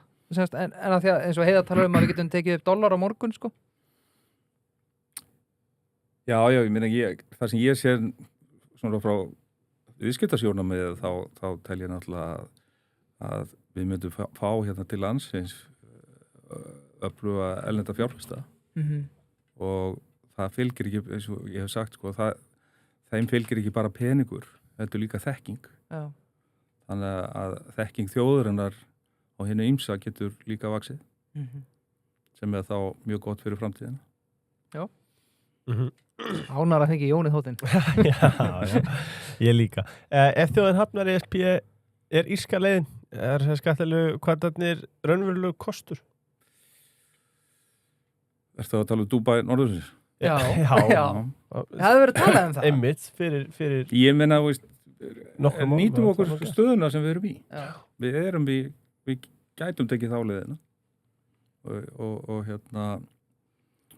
og það er allavega eitthvað sem við ættum að skoða. Ég veist það liggja alveg ljóst fyrir, sko. Sko, Jón, þú myndist að við eigum nú ágætið samninga menn innanborðs á landinu og þú nú verið í þessu lengur en 2 vikur.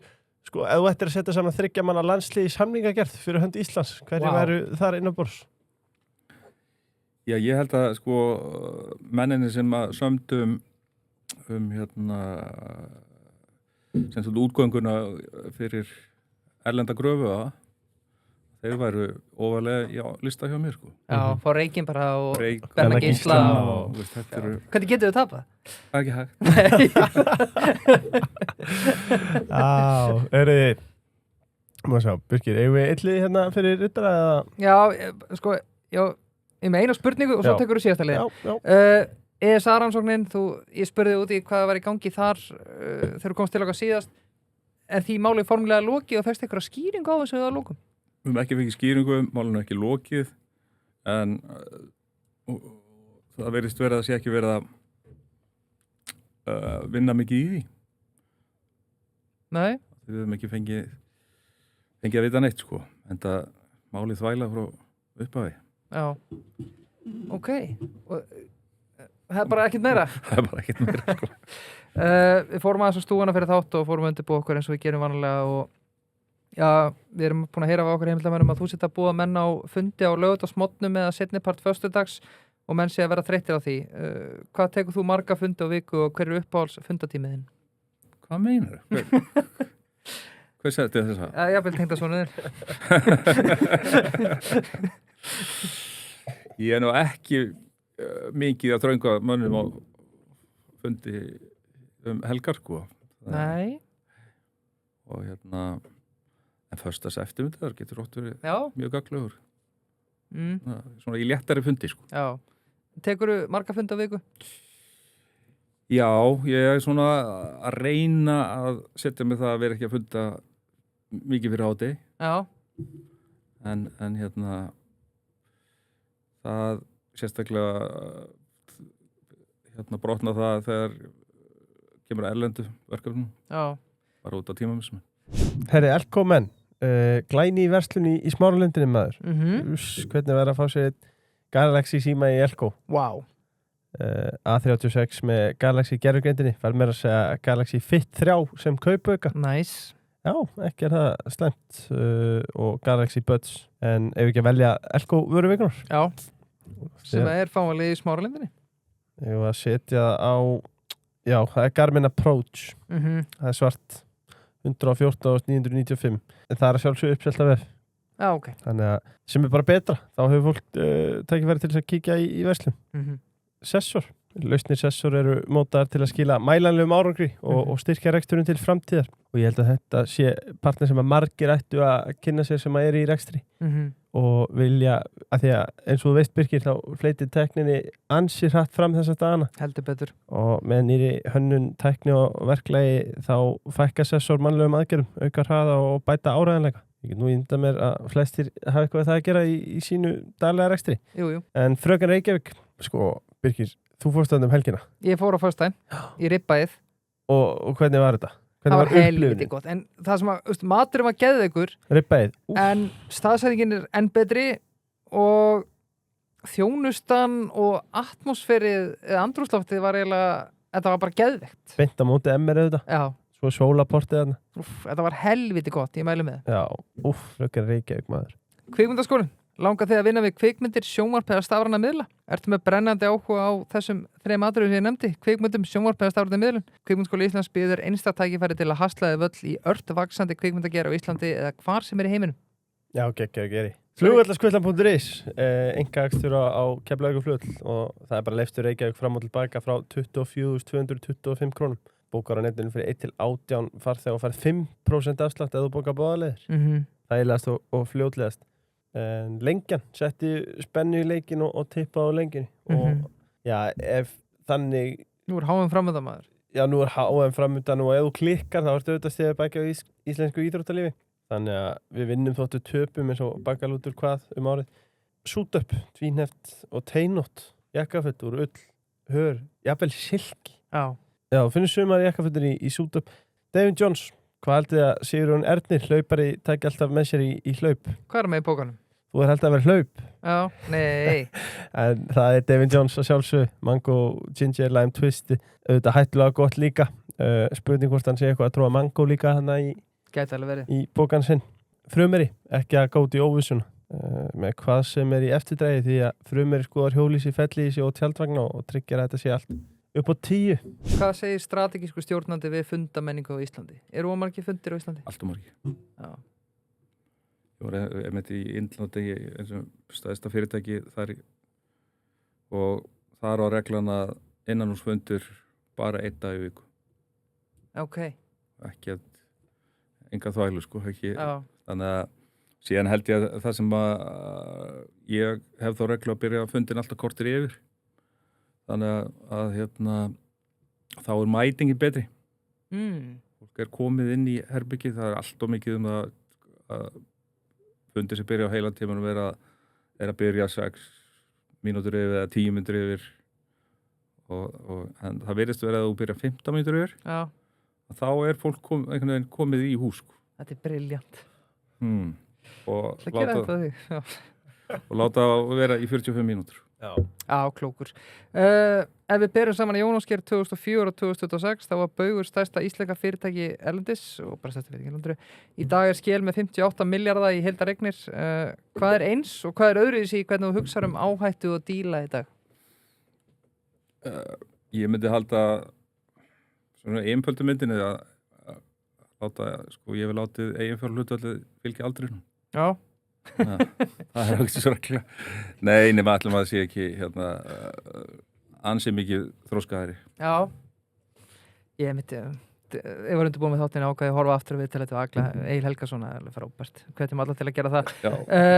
Þegar þú horfið 5-10 ár fram í tíman, hvar sér Jón Ásgeir stærstu tækifærin, lönd eða atvinnugreinar? Ég held að séu bara mikil tækifæri í þessum gerum sem við erum að fjárfesta í og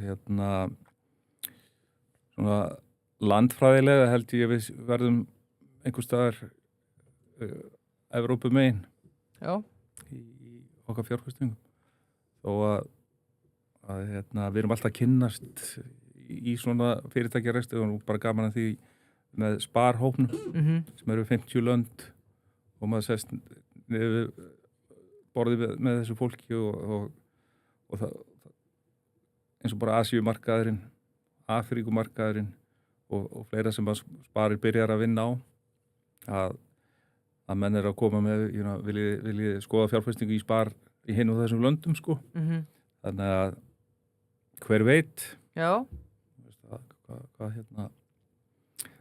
þannig í Spar fjölskyldunum og þá það ekki óalgengt að menn eru að vinna með Spar í fleiri en einu markaði.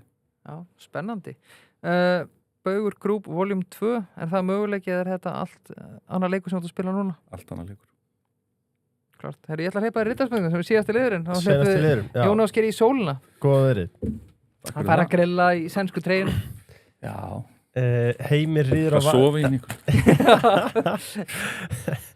Heimir rýður á vaðið og spyr hvaða tækifæri sá Skeli að kaupa búvís?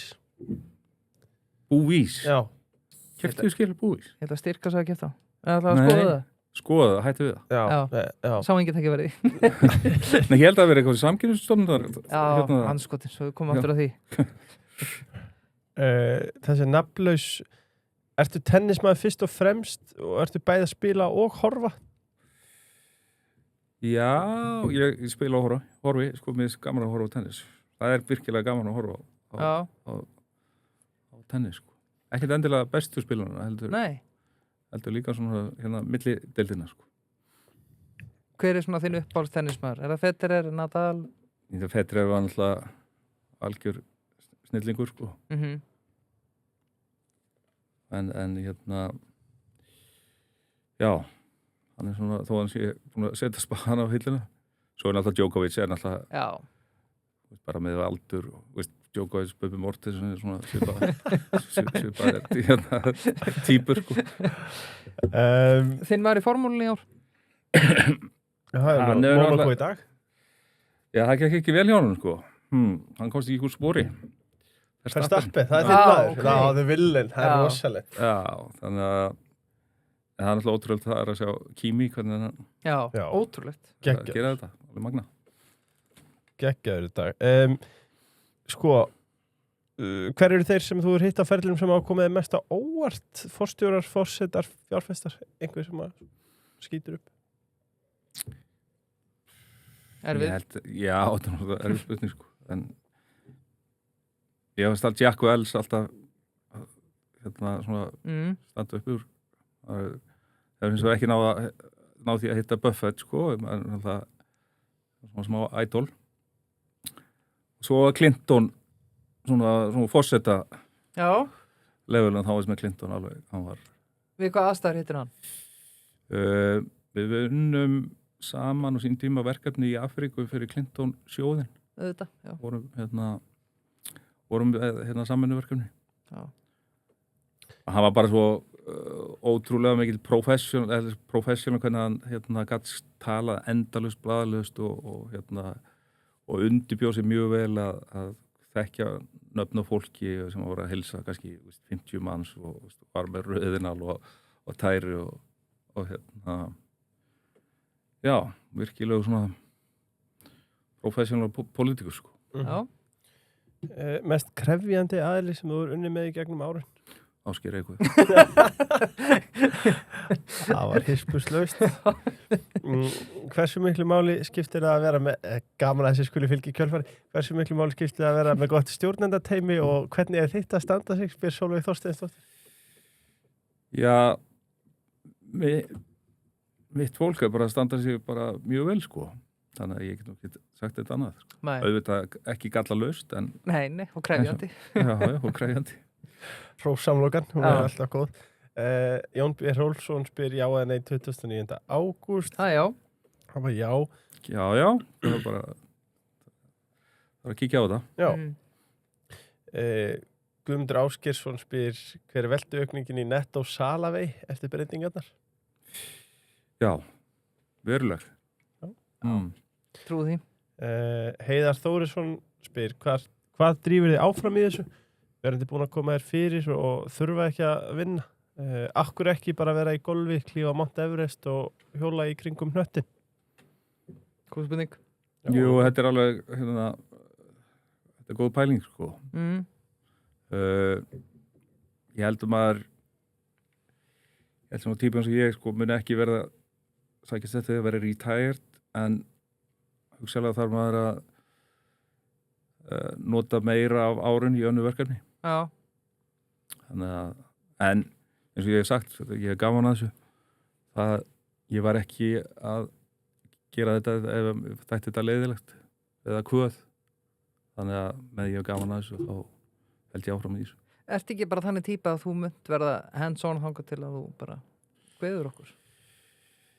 Ég er hands-on í verkefnum, kannski oft óþarflega mikið, en ég hef oft sagt það sko að ég set fyrirtæki á svona umferðarljós og segi, heyrðu, ef þau eru græna þá bara þarf maður að skipta sér lítið að, en ef þau eru rauð þá þurfa það hjálp og þá er að taka svona deep dive inn í slík fyrirtæki. Þorvaldur Freyr hjá David Jones sem er auðvitað með döðlurnar og líka stofustásið í Choco Dates. Hann spyr ætti að setja einhvers konar hömlur á stærstu smásala landsins til þess að verja kaupmann á hotninu, svo sem harðari reglur á opnatíma, reglur fermetrafjölda og svo framvegis? Nei, ég er algjörlega á móti einhverju slíku sko. Já. Ég held að markaðurinn verður bara að fá að bara virka. Já. Ég held að þegar til dæmis byrjuðum með bónus og þá fannst okkur náttúrulega ég ósækjað hvað einu voru stórir og þetta er erfitt og allt það sko og síðan var bónus bara stórt vegna þess að stóðum okkur vel sko og þú veist ekki, þú átt enga kvóta á kunnum þegar þú opnar dyrnar á daginn sko. Nei. Frjálsmarkaður, þetta tónlisti mín eru hérna. Eitt spyr, viðskiptasamband Haga við Sailing Group, telur það heilla skref fyrir bónus? Sallingar mjög vel rekið fyrirtæki og þetta er svona svipuð krónarversla við Dagarofa sem er stór hluta í eigu Norges Group í Nóri, það er gott, við verslum við Co-op í Danmark, gott fyrirtæki líka, það er svona fyrirtæki sem er að bjóða svipaða vörulínur. Kjartan Guðmundsson spyr, hittust þið Davíð Oddsson einhvern tímann og ef svo er gerðuð upp ykkar mál? Við hittumst, við gerðum ekki upp málin, nei, það var ekki þannig. Það var mjög einslitur fundur. Já. Áki Friðriksson spyr, mun Spar vera með svipa vöruúrval og verð og prís? Við erum búin að fara við verðið en... Nei, Spar er með öðru vöruúrval og það er kannski stæðsti munun eru Spar vörurnar sem eru merktar Spar. Það er ekki ólíkt, þetta er eitthvað að þeim rati inn í prísi en stór hluti er það mismunun. Já.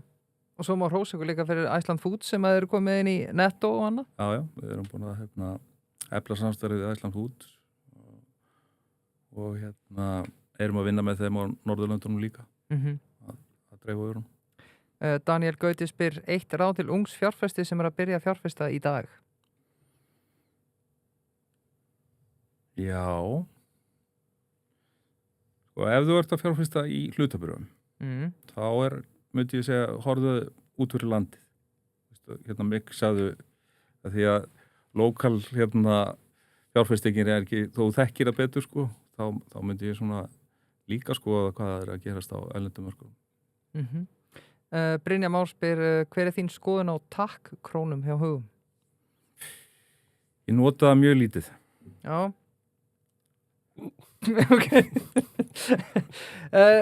Við hefðum svo sem getað tekið þetta í fréttu vikunar og kannski bara fínt til að við erum alveg að slúta þetta. Jónas Geir, staðan á Icelandair, hefur ennþá trú á þessu? Sko, það þetta er mikilvægt félag. Já. Og ég nú fylgst með það sem menn hafa verið að skrifa félagið og stöðuna og ég alveg sammála því það gengur ekki til lengdar að félagið sé rekið með tapi og ég held að vera erfitt fyrir það að sækja fé til fjárfesta ef þess þarf undir þeim strúktur sem að félagið er með í dag. Það er svona það er erfitt verkefni í þessum starfsmannamálum, það er algjörlega ljóst og ef þetta fyrirtæki á að geta keppt á erlendur grundu sem það að gera, að þá þarf það að hafa sama sveirum og þau félög sem það að keppa við. Annars mun það bara einfallega að tapa leiknum. Og það var mjög slæmt við alla sko. Þannig að